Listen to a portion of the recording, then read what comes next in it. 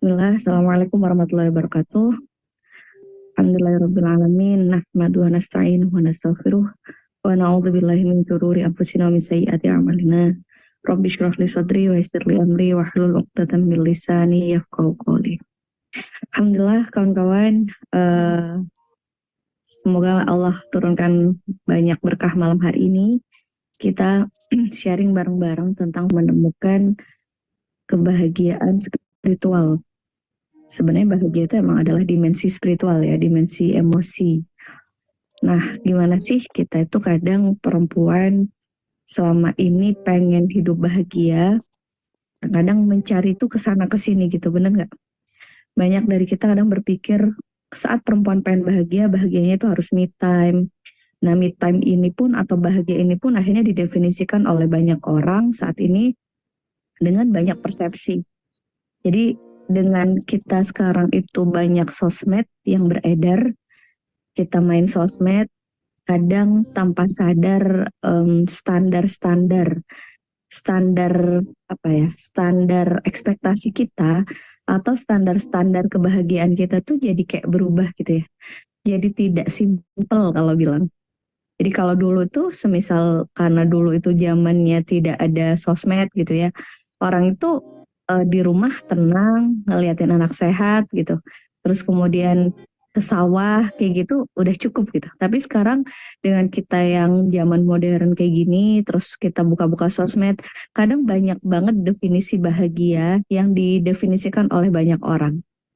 Jadi kadang orang bilang tuh ya bahagia itu ketika punya saldo sekian, bahagia itu ketika menjadi istrinya sultan, gitu kan.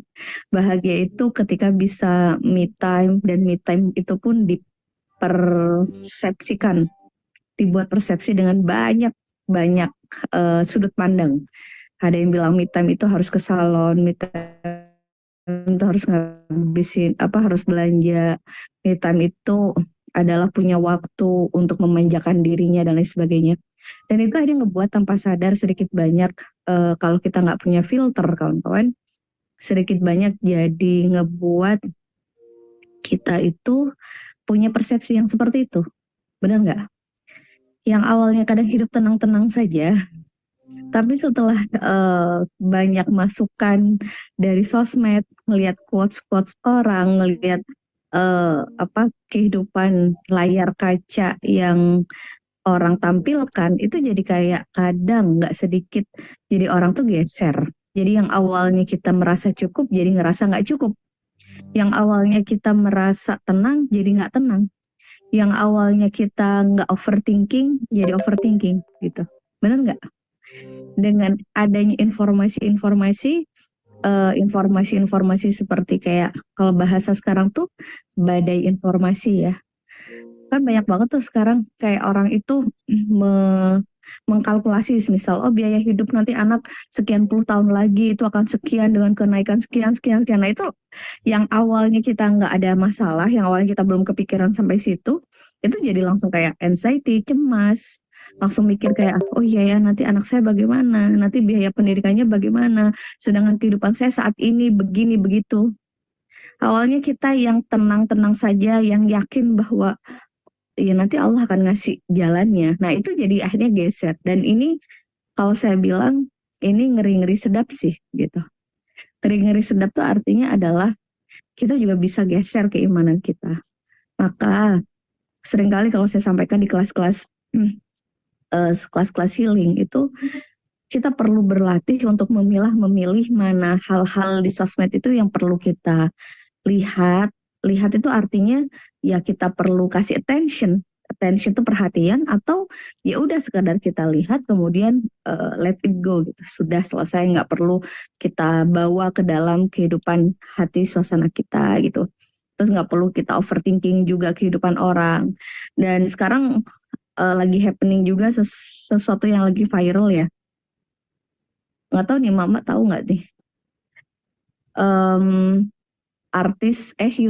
youtuber dan artis yang baru saja pisah, terus kemudian bocor surat gugatannya, dan itu jadi orang banyak ikut mengkomentari sesuatu yang kadang kita nggak tahu pasti bagaimana kehidupan beliau berdua, bener nggak sih? Jadi kayak yang wah itu harusnya begini, yang sana kurang syukur, yang begini-gini. Banyak hal-hal yang kadang Allah sekarang itu mudah banget ya kita ngotorin hati kita. Kita tuh mudah banget sekarang tuh kayak punya penghakiman-penghakiman terhadap kehidupan orang lain. Mudah banget jadi hati tuh nggak tenang. Sedangkan di sisi lain kadang kita ingin menemukan ketenangan itu sendiri gitu. Tapi di sisi lain ternyata eh, apa ya, kita mudah banget mengotori mengotori hati kita dengan persepsi yang kita kadang nggak tahu kejadiannya gitu ya. Persepsi, misal persepsi si youtubernya menurut beliau ya dari kacamata beliau gitu, persepsi si artisnya, si suaminya misal dari persepsi beliau, dan itu nggak sedikit, artinya banyak banget banyak banget akhirnya emak-emak yang jadi kayak ikut komen gitu ya, ikut ikut eh, menghakimi gitu. Jadi ikut trauma juga nggak sedikit. Jadi ada kayak oh iya ya, takut banget ya kalau nikah sama bla bla bla kayak gitu. So itu kawan-kawan, Bismillah semoga malam hari ini kita bisa memaknai kembali, mensimpelkan kembali bahagia itu apa sih? Banyak orang mencari kebahagiaan, tapi nyatanya semakin jauh dari esensi kebahagiaan itu sendiri. Oke, Bismillah sebelum kita mulai, kita doa dulu yuk sama-sama. Semoga Allah curahkan hati yang lembut. Semoga Allah curahkan hati yang lapang. Semoga Allah mudahkan menghujamkan ketenangan di dalam hati kita. Semoga Allah meningkatkan keimanan di hati kita sehingga kita tidak overthinking, tidak cemas, tidak khawatir untuk hal-hal yang bukan dalam ranah kita. Untuk hal-hal yang duniawi ya, duniawi. Untuk hal-hal duniawi itu apa sih? Duniawi itu ya keluarga, anak, suami, orang tua, semuanya duniawi. Semoga Allah tanamkan keimanan yang baik di hati kita sehingga kita benar-benar punya uh, gantungan yang kuat pada Allah. Bismillah ala hadhihi niyah wa ala kulli niyatin sholihah. Al-Fatihah.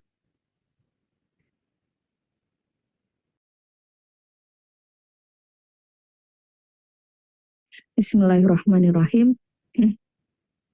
Hamdan yuwafi ni'amah wa yukafi mazidah. Ya Rabbana lakal hamdu kama yanbaghi li jalali wajhika wa 'azimi sultanik. Duhai Allah, wahai zat yang maha lembut, wahai zat yang maha melembutkan hati, wahai zat yang maha memberikan petunjuk. Allah, Engkau yang tahu ya Rabb, bagaimana kondisi diri kami. Engkau yang tahu ya Rabb, bagaimana kadang kami naik turun iman yang kami miliki. Di sisi lain, kadang kami yakin dengan semua pengaturan-Mu, yakin dengan semua rezeki-rezeki yang Kau takarkan, yakin dengan semua penjagaan yang Kau janjikan. Tapi kadang gak jarang kami gelisah dengan dunia ini, gelisah ingin mengatur orang lain, gelisah dengan kehidupan diri kami sendiri, gelisah dengan tidak percayanya kepada apa yang telah Engkau takdirkan untuk kami, bahwa itu adalah hal yang terbaik untuk kami. Allah, Engkau tahu, kadang hamba kesana kesini berdalih ingin mencari kebahagiaan. Kadang ikut-ikut kelas healing, hanya pengen ngejar kebahagiaan, yang rasanya ngebuat diri ini semakin jauh dari ketenangan dan kebahagiaan itu sendiri. Maka ya Rob, berikan pemahaman yang baik kepada kami. Berikanlah iman yang baik kepada kami. Sehingga kami semakin menyadari bahwa bahagia itu tidak perlu kami cari. Bahagia itu tidak perlu kami risaukan. Bahagia itu tidak perlu kami menukarkan dengan nilai rupiah. Tapi bahagia itu adalah ketika kami bisa tenang mengingat-Mu, ketika kami yakin dengan semua pengaturan-Mu, dan ketika kami bisa berbaik sangka atas semua apa yang Kau takdirkan. Allah, lembutkan hati kami ya Rob ya. Bimbing langkah kami ya Rob ya. Dan hujamkan perasaan tenang yang berlimpah di dalam hati kami. Hadirkan perasaan cukup di dalam hati kami. Hadirkan perasaan cukup atas semua yang telah Engkau anugerahkan kepada kami. Ya muhawwilal ahwal, hawwil ahwalana ila ahsanil hal. Perbaiki kondisi kami ya Rob. Jika salah satu dari kami saat ini ada yang sedang merasa tidak cukup dengan rezeki finansialnya, maka hadirkan pertolongan-Mu dan anugerahkan perasaan cukup ya Rob. Jika sebagian dari kami ada yang merasa tidak cukup dengan kondisi pernikahannya, maka anugerahkan perasaan cukup dan ikat hati antar keluarga dengan cinta kasih-Mu ya Rob. Allah, bimbing kami untuk bisa menjalani kehidupan ini dengan hati yang lapang, hati yang tenang. Istajib do'ana ya Rob bi asraril Fatihah.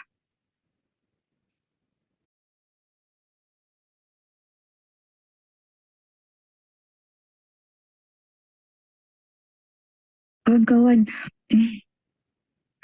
semakin modern, yang semakin hilang adalah perasaan cukup. Perasaan cukup. Semakin kita tahu banyak hal di dunia ini, ketika kita tidak punya kesadaran yang baik, bukan membuat justru kita semakin sadar bahwa dunia ini hanya semu gitu ya. Dunia ini hanya persinggahan sementara. Dunia ini membuat kita semakin sadar bahwa ada Sang Maha. Tapi kadang justru dengan gemilangnya ya, kilaunya dunia, kadang kita malah dicabut perasaan cukup, perasaan tenang yang Allah hadirkan. Kalau dulu masih belum ada sosmed, nggak ada macam-macam, orang makan nasi, tempe, sambal, sudah merasa nikmat. Bener nggak sih? Kalau sekarang makan nasi, tempe, sambal mungkin ya, terus ngelihatin makanannya Sultan, yang harganya berapa, langsung muncul insecure. Itu gimana ya rasanya makan-makan kayak gitu? Aku mah cuma bisanya makan tempe kayak gitu. Ya, begitulah dunia. So kawan-kawan, semoga dengan berkembangnya zaman, dengan semakin canggihnya teknologi, tidak membuat kita semakin kufur nikmat terhadap apapun. Ya, terhadap apapun. Karena banyak banget nih, social comparison itu sekarang benar-benar sedang membombardir gitu ya, membombardir itu, membombardir kehidupan kita gitu. Contoh saat kita Allah pasangkan dengan suami yang begini gitu ya. Ketika kita ngelihat kehidupan sosial orang lain di sosmed, kok suamiku nggak gitu ya, coba andai suamiku seperti itu. Jadi muncul pengandaian-pengandaian yang akhirnya ngebuat kita tuh jadi hilang rasa cukup gitu. Oh anakku kok, anak si itu kok udah begini ya, kok anakku enggak ya, kok anakku belum ya, muncul tuh. Oh si itu kok ini ya, jadi benar-benar yang jadi hilang itu perasaan cukup, dan itu ngebuat orang akhirnya semakin jauh dari dirinya, semakin bingung mencari kebahagiaan yang sebenarnya kebahagiaan itu sesimpel dia merasa cukup for everything gitu kan.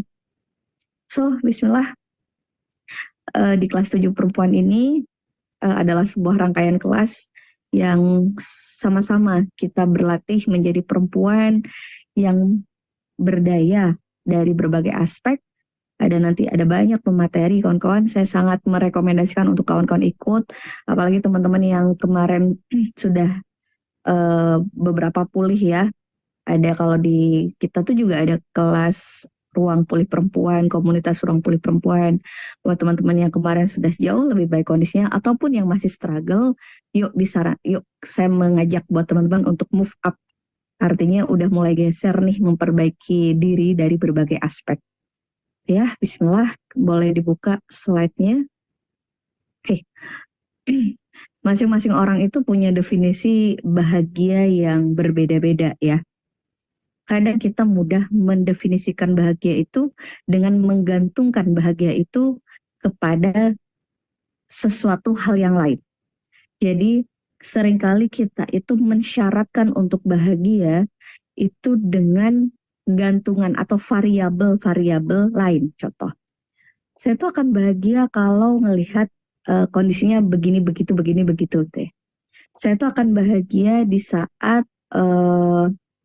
apa yang saya inginkan tercapai.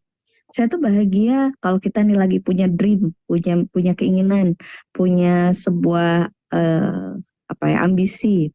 Terus kita bilang, saya tuh bakal bahagia kalau cita-cita saya tercapai. Misal, saya tuh bakal bahagia kalau ngelihatin ibu saya bahagia. Saya tuh bakal bahagia kalau ngelihatin anak-anak saya berhasil. Nah, seringkali kita itu menggantungkan bahagia kita itu kepada variabel-variabel lain. Jadi inilah yang mesti mungkin malam hari ini kita sama-sama luruskan kawan-kawan, bahwa banyak dari kita itu berpikir bahwa bahagia itu akan kita rasakan ketika variabel-variabel di luar diri kita itu berjalan seperti yang kita harapkan. Gitu. Banyak orang bilang bahagia itu adalah ketika hati kita itu tentram, misal. Nah, ketika ditanyain lebih lanjut, tentramnya itu kalau apa? Ya tentram itu kalau suami itu tidak menunda-nunda apa yang saya inginkan, misal. Tentram itu kalau suami itu perhatian. Tentram itu kalau suami bilang I love you sekebon setiap hari. Tentram itu ketika suami tidak bla bla bla, misal. Saya tuh akan bahagia kalau kalau tenang. Nah, tenang, misal. Kalau saya tuh bakal bahagia kalau bersyukur. Bersyukurnya gimana? Ya bersyukur itu ya kalau punya rumah seperti A, B, C, dan lain sebagainya.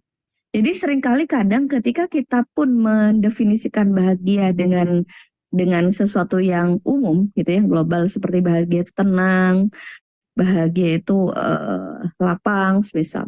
Tapi kalau dipretelin lagi gitu, di breakdown lagi, dikulitin lagi, ternyata lapang, tenang, dan lain sebagainya itu kita masih menggantungkan kepada variabel lain, kepada sesuatu di luar diri kita.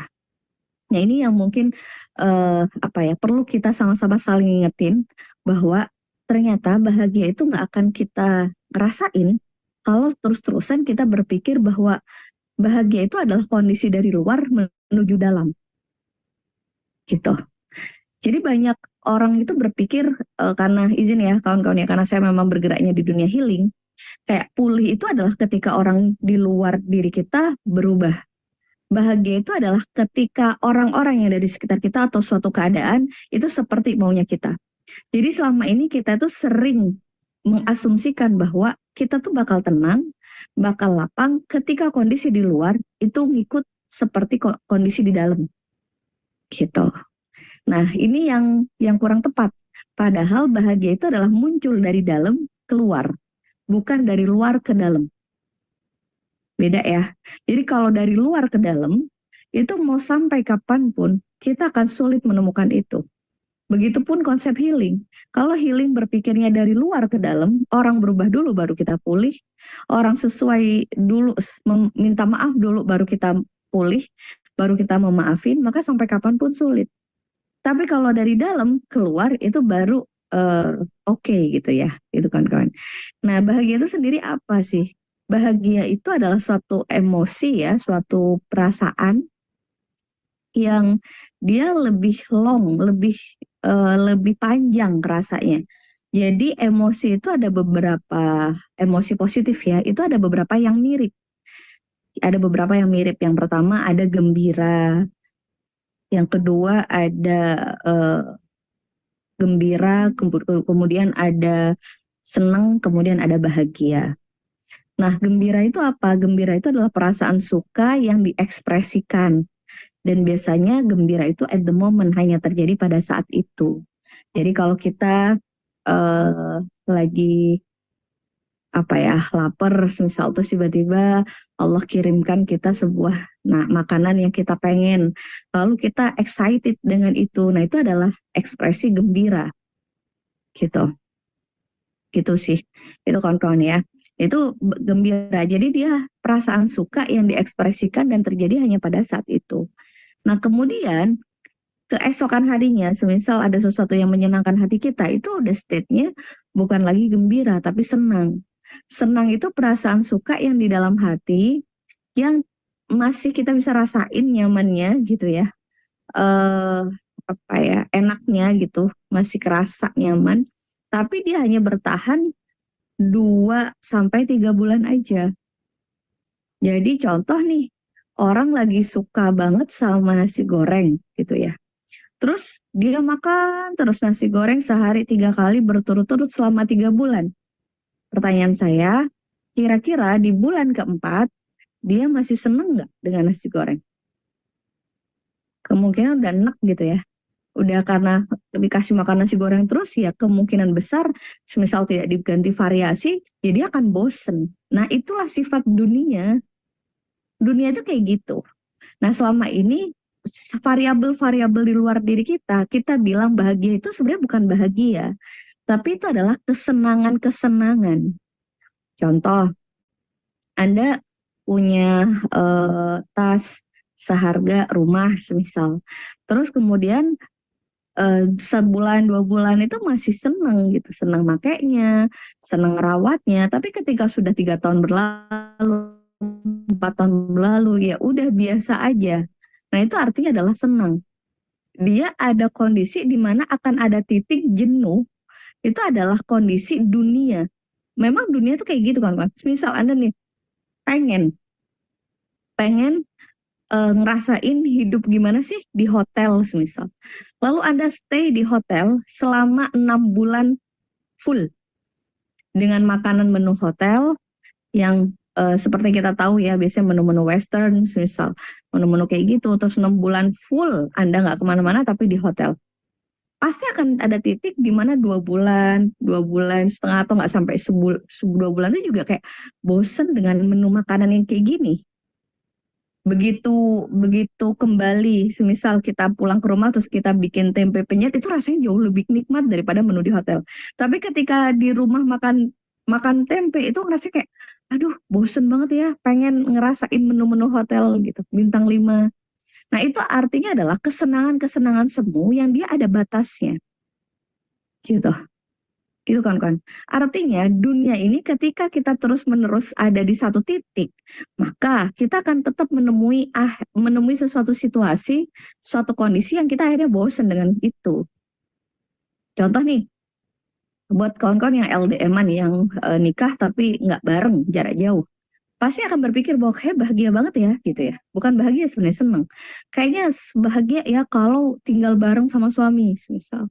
Begitu udah tinggal bareng sama suami, ya seneng. Sebulan, 2 bulan, 3 bulan. Tapi ketika sudah 4 bulan, 5 bulan, 6 bulan, itu akan menemukan konflik-konflik dan akhirnya kayak berpikir, oh kayaknya juga lebih baik juga kadang sometimes sesekali juga ada jarak untuk bisa ada jeda atau bisa memperbaiki komunikasi. Kan kayak gitu.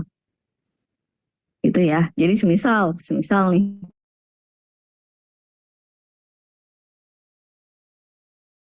Anda punya suami yang tipe workaholic, suka bekerja, pulang berangkat pagi banget subuh, pulang larut terus setiap hari kayak gitu, nggak ada liburnya.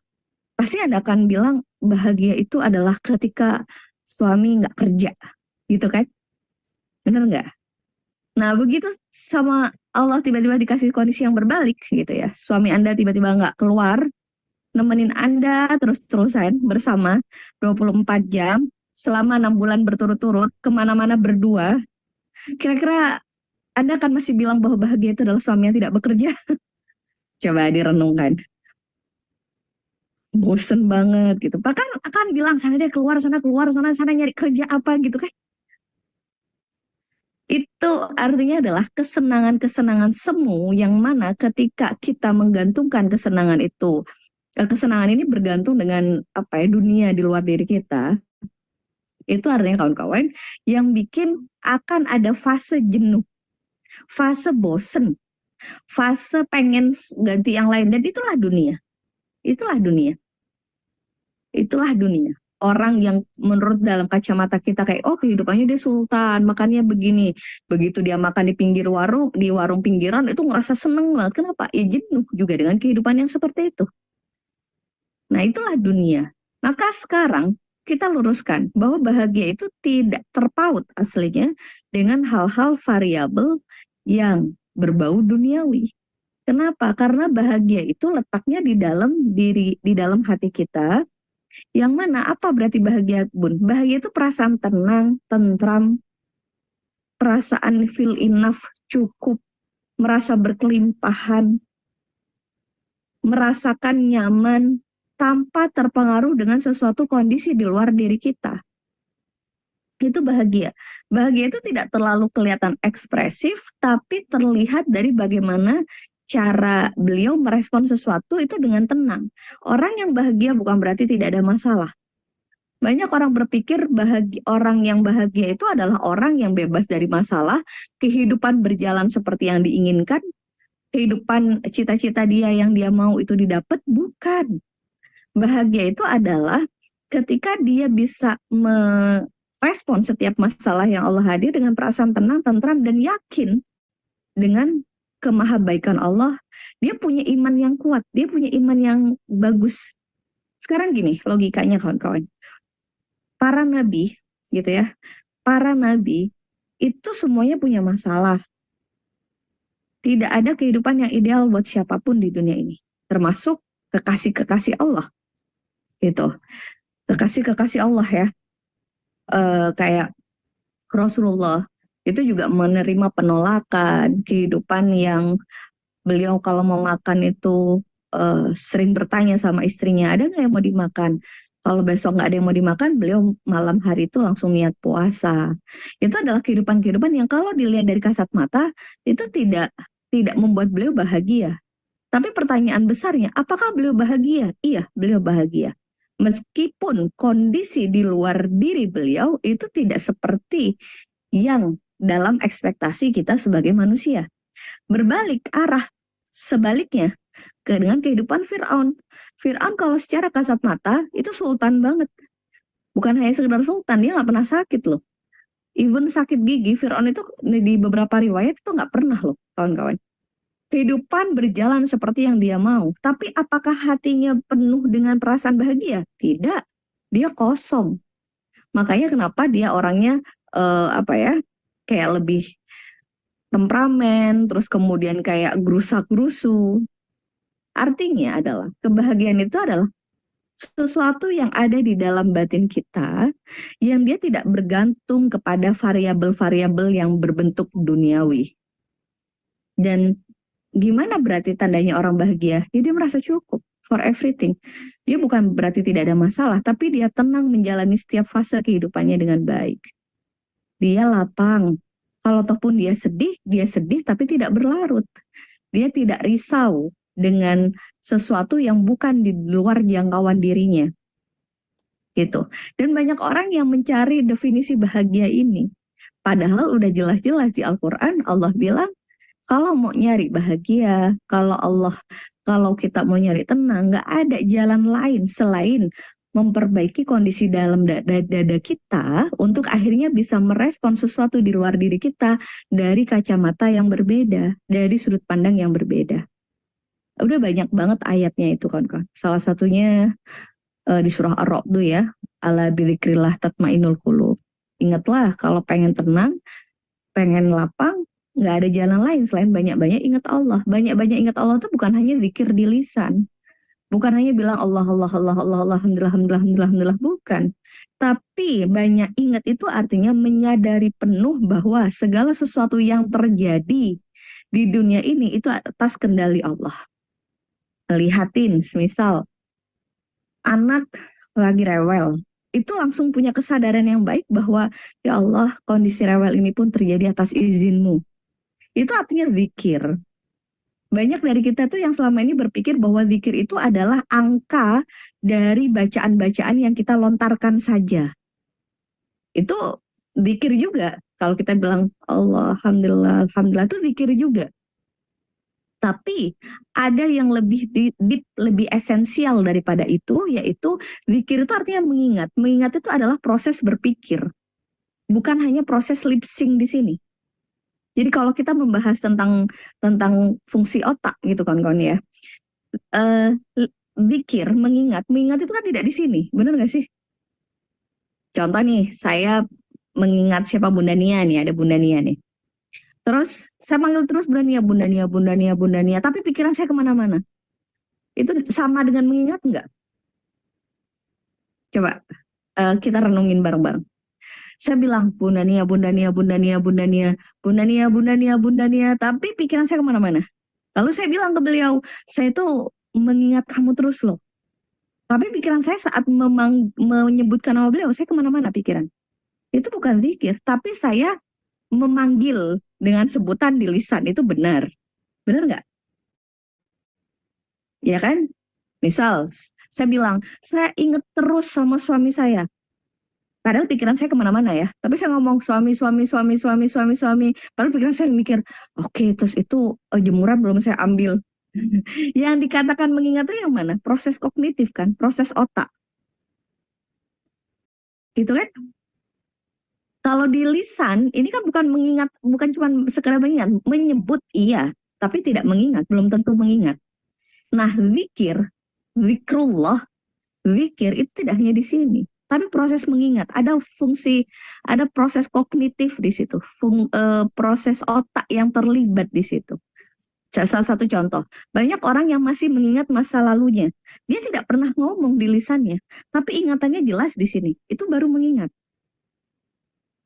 Semisal ada kawan-kawan yang semisal lagi Allah uji diuji dengan ujian perselingkuhan, misal. Nah, habis itu Anda tidak nyebut bilang bahwa suami berselingkuh enggak.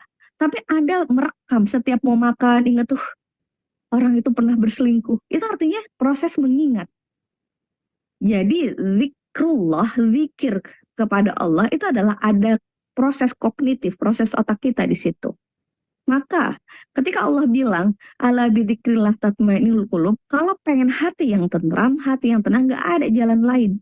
Bukan dunia yang berjalan sesuai mau kita, bukan. Pedoman kita nih Al-Quran, kawan-kawan.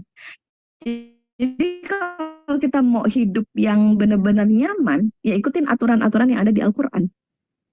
Jadi bukan cari cara-cara lain bahwa, oh saya tuh bakal tenang kalau nonton Netflix. Enggak, itu hanya senang, semu. Tapi ketika kita zikir, mengingat Allah, dalam semua kondisi, di ayat yang lain Allah bilang, ingatlah aku, setiap ruku, sujud, bahkan berbaringmu, ingatlah aku. Artinya adalah kita menyadari penuh, kesadaran penuh, mengingat Allah kayak lihat sesuatu itu ngelihat gunung, subhanallah, masya Allah, itu langsung sadar, ini Allah yang ciptain. Ngelihat orang yang hadir di dalam hidup kita, semisal ada tetangga yang nyirin kita, itu langsung sadar, ya Allah, beliau ngomong kayak gitu juga atas izinmu. Mungkin ada maksud baikmu ya Rob yang pengen engkau sampaikan pada diri ini. Itu adalah proses mengingat. Jadi mengingat setiap lini kehidupan kita, perjalanan hidup kita, apapun yang terjadi dalam hidup kita, itu ada apa ya, semua tuh dalam andil kuasanya Allah. Itu yang dinamakan zikir. Dan itu mutlak yang bisa bikin hati kita lapang, kawan-kawan. Oke. Di surah yang lain, Allah bilang, huwaladzi anzala sakinah fi qulubil mu'minin liyazdadu imana ma'a imanihim. Dan hanya Dia, Allah lah yang menurunkan, menginjek rasa tenang di hati orang-orang yang beriman.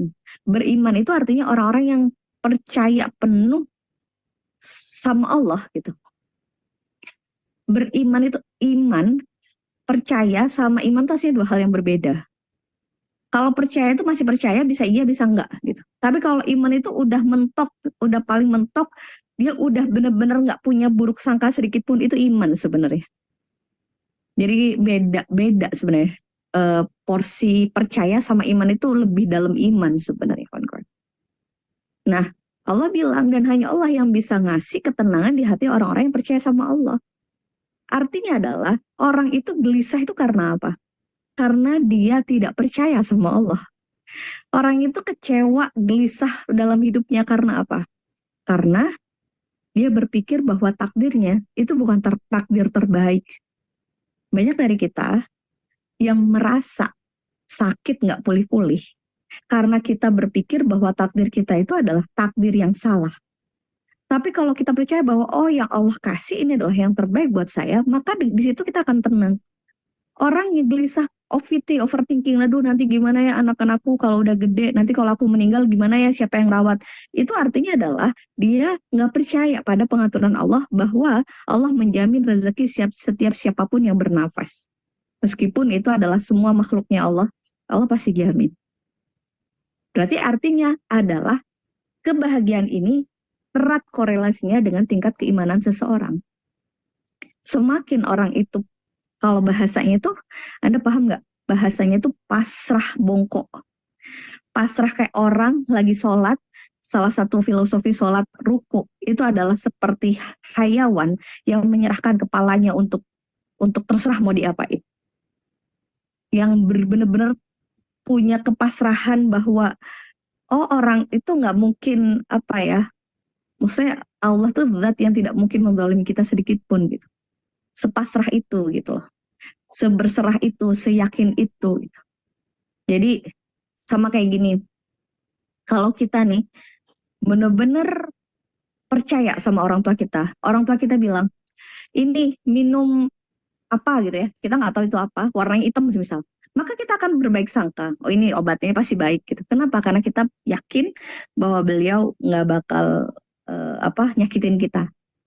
Tapi berbeda kalau kita masih ada prasangka-prasangka gitu, benar nggak? Kayak, emang ini apa? Emang buat apa? Terus kayak gini kalau aku nanti minum gimana? Gitu kan? Nah, kita selama ini ternyata hidup itu masih banyak prasangka buruknya sama Allah. Sehingga tanpa sadar itulah yang bikin kita gelisah, mudah sekali patah, merasa bahwa takdir kita bukan takdir terbaik yang Allah kasih. Jadi iman itu adalah bentuk keyakinan yang mendalam. Namanya udah yakin itu mentok gitu. Itu kawan-kawan. Jadi maka kita bisa jadi mukmin. Bisa jadi kita tuh muslim. Muslim itu adalah orang yang Islam, tapi belum tentu kita mukmin. Kita Islam, tapi belum tentu kita mukmin, belum tentu kita benar-benar sementok itu gitu, seyakin itu sama Allah, seberserah itu sama Allah. Belum tentu kita itu menyerahkan diri gitu sama Allah, gitu kan. So, bahagia itu apa? Bahagia itu adalah relasi antara diri kita dengan kedekatan kita dengan Sang Maha Pencipta. Itu relasi. Bisa jadi kita sholat, tapi pertanyaannya apakah sholat-sholat kita sudah cukup menenangkan? Bisa jadi kita setiap hari berzikir secara lisan, tapi apakah zikir-zikir itu sudah menjadi solusi buat kehidupan kita? Tuh ya, jadi bahagia itu tidak bergantung dengan variabel di luar diri kita, tapi bahagia itu adalah relasi atau hubungan kita, seberapa dekat sih kita sama pencipta kita. Itu kan kawan. Semakin baik iman kita, semakin yakin kita kepada Allah, maka Allah yang akan memberikan kebahagiaan itu di hati kita. Allah yang akan menghadirkan perasaan lapang, tenang, cukup, dan solusi-solusi terbaik untuk hidup kita. Sekali lagi, tidak ada dunia yang ideal buat siapapun. Sekalipun buat kekasih-kekasih Allah. Tapi kalau dilihat dari kacamata manusia, dari ego, dari rasa sakit, kita akan ngelihat kayak Nabi Muhammad itu kok kehidupannya tidak berkecukupan. Nabi Muhammad itu tergolong apa ya, kalau mau dibilang itu tidak kaya gitu. Beliau ya sering-sering puasa karena nggak ada yang mau dimakan gitu. Padahal kasih Allah. Gitu kawan-kawan. Kalau dilihat lagi, kok kehidupan Nabi Zakaria seperti itu? Kok kehidupan Nabi Musa seperti itu? Pasti kayak gitu. Ada beberapa memang yang kaya, tapi juga ada beberapa yang ya seperti itu kondisinya.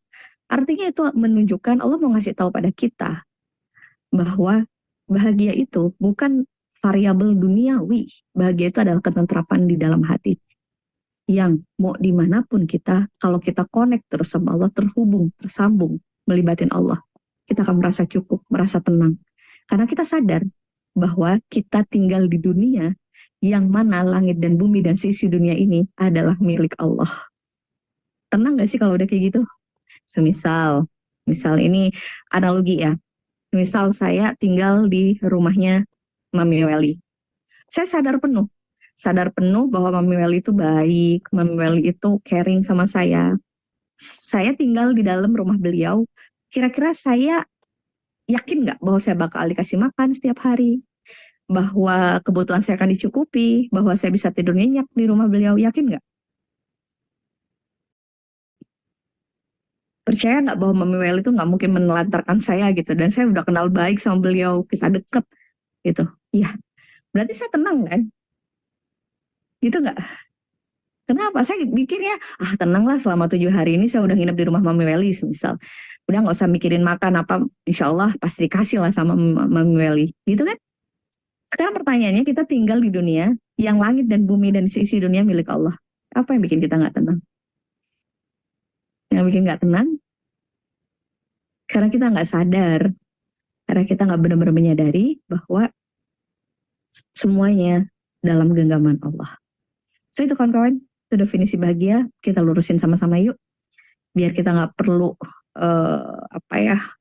mencari kebahagiaan, kesenangan semu yang ngebuat akhirnya kita semakin jauh dari Allah, semakin jauh dari diri kita sendiri, semakin jauh dari maksud yang kita tuju.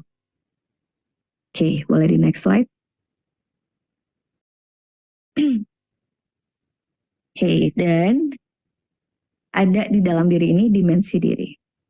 Ya, jadi ketika kondisi hati kita relasi kita itu udah baik sama Allah, maka akan berefek gitu ya, akan berpengaruh kepada kondisi-kondisi seterusnya, situasi selanjutnya. Jadi ibaratkan di dalam diri kita tuh ada kayak 3 gerbong gitu kan. Ada 3 gerbong, yang mana gerbong satu dengan gerbong lainnya itu saling berkaitan, saling connect, kayak gitu. Dan ketika satu gerbong pertama itu trouble, maka dia akan mempengaruhi ke gerbong kedua dan gerbong ketiga. Apa itu? Gerbong pertama itu adalah gerbong spiritual. Gerbong spiritual. Spiritual itu apa sih? Dimensi spirit, semangat, dimensi sesuatu yang kalau bilang tuh kayak di dalam batin kita, itu spiritual.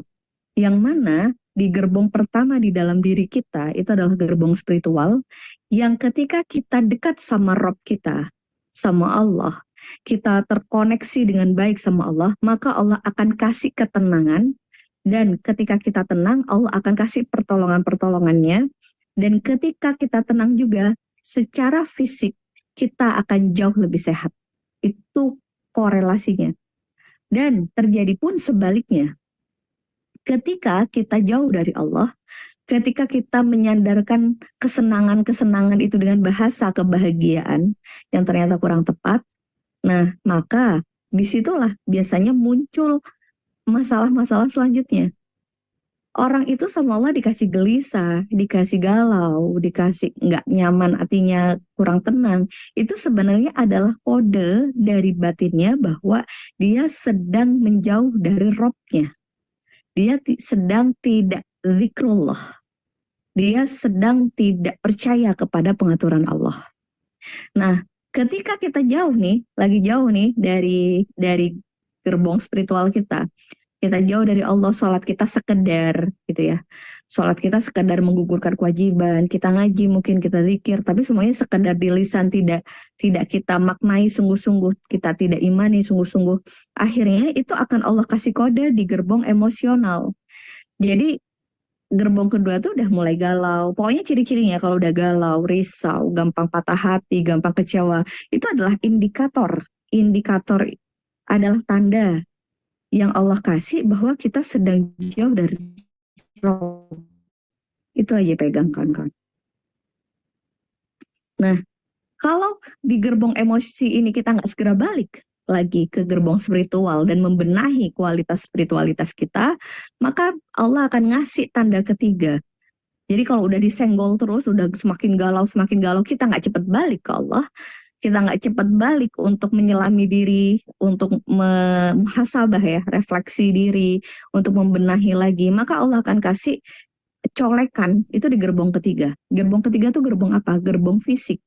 Jadi dimensinya itu pertama dimensi spiritual, gerbong spiritual, kemudian dimensi psikis, gerbong batin, terus habis itu yang terakhir adalah fisik. Nah, nanti kalau udah semakin banyak galau, overthinking, terus gelisah, gampang marah, jengkel terus menerus, sebel, itu at least lebih mudah kena psikosomatis. Psikosomatis itu adalah penyakit fisik yang disebabkan oleh kondisi batin. Muncullah di situ banyak penyakit-penyakit yang akhirnya membuat orang itu semakin lagi nggak karu-karuan kondisinya. Seperti MAH, GERD, kanker, ginjal, diabetes, terus benjolan-benjolan, miom, darah tinggi. Itu adalah penyakit-penyakit psikosomatis, penyakit-penyakit yang muncul karena kondisi emosional negatif kita mendominasi sehingga tidak terjadi balancing, keseimbangan di dalam tubuh kita. Itu kawan-kawan. Jadi gimana cara benahinya Bun? Nggak ada jalan lain. Benerin di gerbong pertama, gerbong spiritual. 3 Bun, 3 dimensinya ya. Dimensi spiritual, dimensi emosional, dan dimensi fisik. Gitu. Jadi nggak ada jalan lain, benerinnya ya di gerbong pertama, di gerbong spiritual. Semakin baik spiritualnya, itu akan mempengaruhi ke kondisi emosional yang semakin tenang, dan ketenangan itu yang akan membuat seseorang semakin sehat secara fisik. Nggak tahu nih, by the way kawan-kawan di sini ada nggak yang punya psikosomatis? Maksudnya kayak contoh migrain, sering asam lambung, mah, kayak gitu-gitu ada nggak?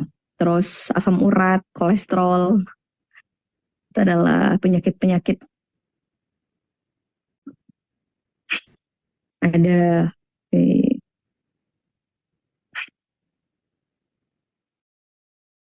Yuk, semangat pulih. Semangat pulih di 7 perempuan, itu ada kelas-kelasnya. Anda bisa ikut untuk dalam rangka memperbaiki gerbong-gerbong itu. Terus kemudian buat teman-teman yang juga ada penyakit-penyakit psikosomatis, terus ada kasuistik ya, masalah-masalah yang kasuistik, Anda boleh juga gabung di kelas ruang pulih perempuan gitu. Ruang pulih perempuan di situ ada banyak tema, ada yang buat tema psikosomatis, atau ada yang lagi struggle di luka pengasuhan, atau ada yang lagi struggle di luka karena perselingkuhan. Anda boleh pilih mana-mana yang cocok. Dan yang akan kita mulai di kelas 7 perempuan itu bisa tuh melengkapi puzzle-puzzle untuk pemulihan semuanya gitu. Karena di kelas 7 perempuan juga nanti dibahas secara intens gitu kawan-kawan ya. Yuk sama-sama semangat untuk bisa membenahi di gerbong pertama, sehingga efeknya adalah akan kita rasakan ke gerbong kedua dan gerbong ketiga. Itu. Oke? Jadi banyak banget gitu. Kalau mau dibilang apakah semuanya faktor emosi Bun? Enggak, memang tidak. Faktor makanan juga berpengaruh. Ya, tapi secara ilmu penelitiannya itu faktor makanan itu berpengaruhnya cuma 20%, 15-20%. Sisanya adalah faktor emosi, yang mana emosi ini erat kaitannya dengan tingkat spiritualitas seseorang. Jadi orang semakin dekat sama Allah, semakin dekat bukan hanya dekat sholatnya ya kawan-kawan, tapi dekat kesadarannya, awareness-nya, perasaan menghambanya, itu yang harus dilatih. Kalau sholat saya yakin semuanya sholat. Bahkan nggak sedikit yang melakukan ibadah-ibadah yang yang sunnah juga gitu. Tapi pertanyaannya ibadah-ibadah itu bisa menenteramkan atau enggak? Jangan-jangan hanya sekedar tadi ritualitas gitu, ritualitas, tapi ternyata tidak cukup membuat kita zikrullah. Itu ya. Terus semangat kawan-kawan. Nanti insya Allah kita belajar terus di kelas 7 perempuan sama di ruang pulih perempuan. Oke, boleh di next slide.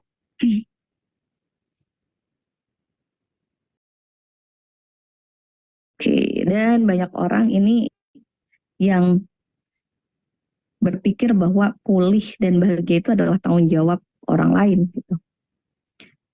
Padahal pulih dan bahagia itu adalah tanggung jawab diri sendiri. Tuh. Oke. Oh, ini udah semakin malah banyak yang bertanya nih. Apakah faktor genetik? Ada, tapi biasanya lebih rendah. Jadi potensinya ada.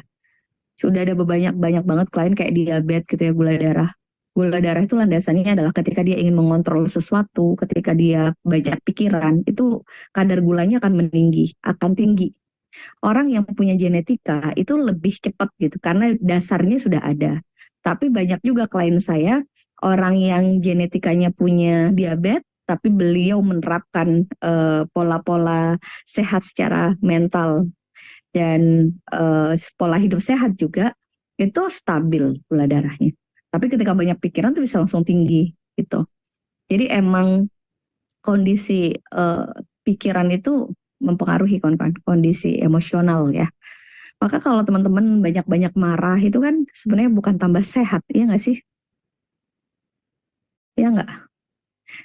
Ada nggak di sini yang ngerasa kalau marah-marah, kalau ngomel-ngomel itu tambah seger gitu? Enggak.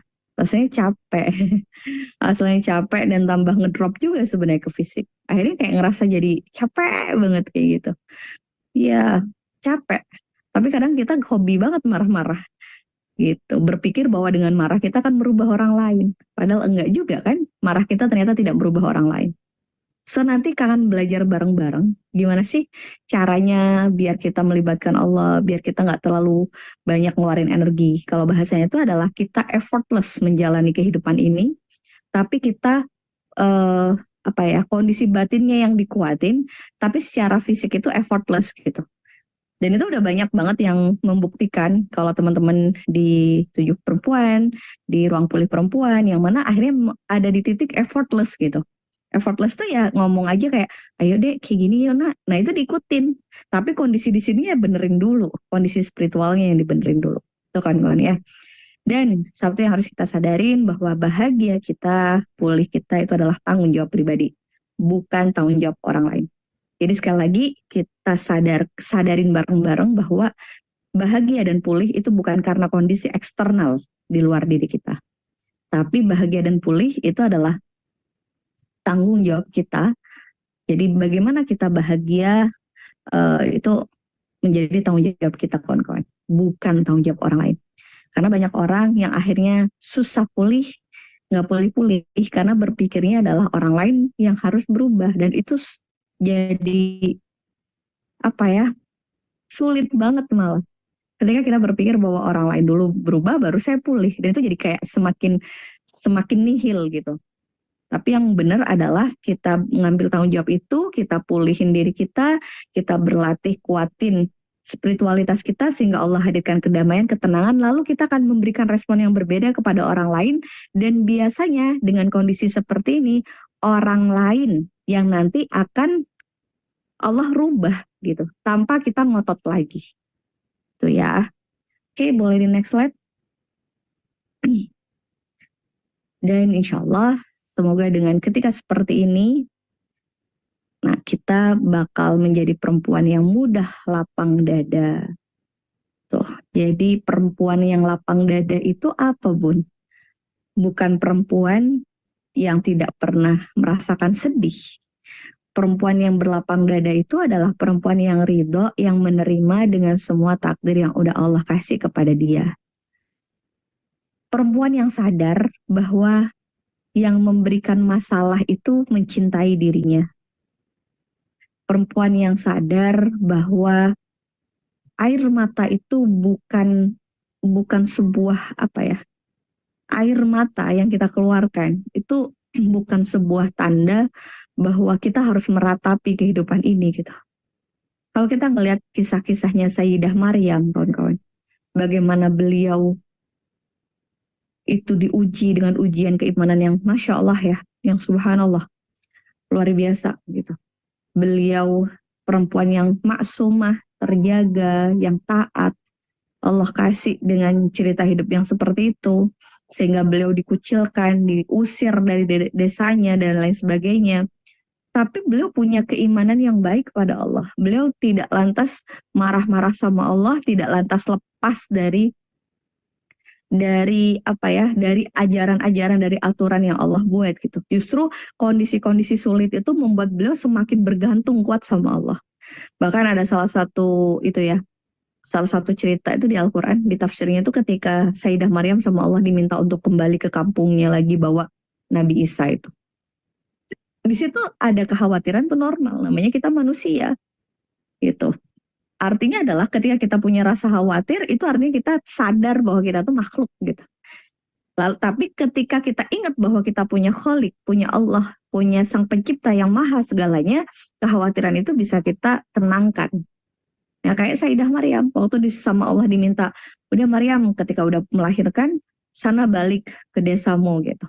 Itu sempat ada percakapan beliau bertanya kepada Allah, ya Allah, nanti kalau sampai di desa terus ditanyain anaknya siapa, ini saya jawab apa? Tapi Sayyidah Maryam tuh sam'an wa ta'atan, taat banget sama Allah. Allah bilang nggak usah mikir itu, berangkat aja gitu. Ya udah nggak mempertanyakan, beliau berangkat nurut sama apa yang Allah perintahkan. Dan ternyata bayi Isa gitu ya, bayinya Nabi Isa itu bisa ngomong. Dan itu adalah salah satu mukjizat dan membuat orang jadi ngerti bahwa oh ternyata Sayyidah Maryam itu adalah mendapatkan sebuah mukjizat. Itu kan kawan. Kadang Allah itu merangkai hidup kita itu sedemikian ya, di luar nalar-nalar yang kita sanggup pahami. Tapi kalau kita nurut, kita iman, kita taat, kalau toh pun kita sedih, langsung kita menyadari bahwa ini yang terbaik dari Allah, kita kembalikan lagi sama pencipta kita libatin Allah lagi, kita benahi lagi gerbong spiritual kita, maka insya Allah kawan-kawan, kita akan menjadi perempuan yang hatinya lapang. Hatinya lapang bukan karena saldonya banyak, hatinya lapang bukan karena kehidupan berjalan seperti yang dimau, tapi dia bisa menari di semua takdir yang Allah berikan kepada dia. Sehingga dia menjadi perempuan yang energi cintanya itu luar biasa. Perempuan yang bisa merasa terberkahi dan perempuan yang merasakan syukur dengan semua cerita hidupnya. Itu Masya Allah. Dan inilah bisa menjadi jalan untuk kita menjadi perempuan-perempuan yang bisa masuk surganya Allah. Kalau kita mau baca sirah, mau baca di Al-Quran itu, perempuan-perempuan yang masuk surganya Allah itu adalah perempuan-perempuan yang kadang ke perjalanan kehidupannya itu Masya Allah gitu. Bukan enjoy-enjoy, bukan lantas punya pasangan yang ideal, kehidupan finansial yang ideal, bukan. Gitu. Tapi perempuan-perempuan yang senantiasa berbaik sangka atas semua yang Allah hadirkan. Dan itu sama-sama yuk kita belajar nanti di kelas 7 perempuan. Oke, boleh di next slide. So, gimana caranya Bun biar bisa menjadi perempuan yang seperti itu? Bismillah, sama-sama kita berlatih berdamai dengan semua takdir yang Allah kasih dan berlatih memeluk luka atas semua luka-luka yang pernah tergores. Artinya adalah luka itu ya diobatin, tapi tidak perlu diratapin. Gitu. Banyak dari kita yang sebenarnya sudah lukanya itu udah sembuh, tapi yang nggak bikin sembuh-sembuh, yang bikin hati jadi sempit adalah karena kita meratapi luka tersebut terlalu lama. Bahasanya tuh kayak lebay gitu. Lukanya udah nggak ada, tapi diratapi terus-menerus. Jadi sesimpel adalah ya kalau luka ya yuk kita obatin, ya kalau sedih yuk kita terima sedihnya, terus kemudian butuh nangis-nangis saja, habis itu sudah, selesai nangis ya sudah, nggak perlu didramatisasi lagi, nggak perlu didramatisir lagi. Jadi berlatih berdamai itu artinya sekali lagi kita tidak stuck di kondisi berpikir bahwa harusnya hidup saya tuh begini begitu. Ada dua hal yang bikin orang itu jadi kayak susah banget untuk menemukan perasaan cukup ketika dia selalu pakai asumsi, dia hidup dalam ilusi, dalam gambaran otaknya, dirinya, dalam gambaran pikirannya dengan pakai kata harusnya, semestinya, andaikan, itu kata-kata yang bikin kita tuh jadi apa ya? Jadi semakin sulit gitu menemukan perasaan cukup. Harusnya masa kecilku tuh gini. Andai dulu aku nggak kayak gini, gitu kan? Yang awalnya lukanya udah sembuh, itu jadi kekorek lagi. Jadi ibaratkan kalau saya menganalogikan tuh, aslinya misal nih jari kita pernah terluka, terus sudah kita obatin, atau dengan sendirinya karena tubuh kita bisa melakukan self healing, dengan sendirinya luka itu lambat laun sembuh-sembuh sendiri karena nggak terlalu dalam, misal. sebenarnya udah nggak ada lukanya gitu, udah mulus lagi kulitnya, gitu kan? Tapi kadang kita mengingat-ingat terus tuh, mengungkit terus sampai bilang, aduh dulu dulu aku tuh luka di sini, dulu tuh luka banget, tuh sakit banget. Yang akhirnya kita jadi kayak, yang udah lapang tuh jadi kayak sempit lagi gitu gak sih? Pokoknya kalau udah kayak harusnya dulu itu, mestinya andai kan. Wah itu udah yang awalnya kita lapang-lapang, tenang-tenang, jadi kayak muncul lagi. Sekarang pertanyaan yang kita mesti renungkan bareng-bareng kawan-kawan ya. Apa sih yang dicari dalam hidup ini? Apa sih yang kita siapin sebenarnya? Kita mau bilang, mau nyiapin harta untuk ditinggal mati. Apa iya harta kita mencukupi kebutuhan anak-anak kita? Belum tentu kan? Kita bilang nih, aku pokoknya mempersiapkan jalan pulang, mempersiapkan kematian itu adalah yang penting aku punya investasi banyak. Apa iya itu menjadi jaminan buat kita nanti hidup tenang, lapang di dalam kubur? Enggak juga kan? Jangan-jangan kita meninggal sekarang, tiba-tiba aset dijual, enggak tahu kita. Apa yang kita cari dalam hidup ini? Apa yang sedang kita lakukan untuk itu? Jadi yang kita cari dalam hidup ini adalah menikmati hidup ini dengan sebaik-baiknya.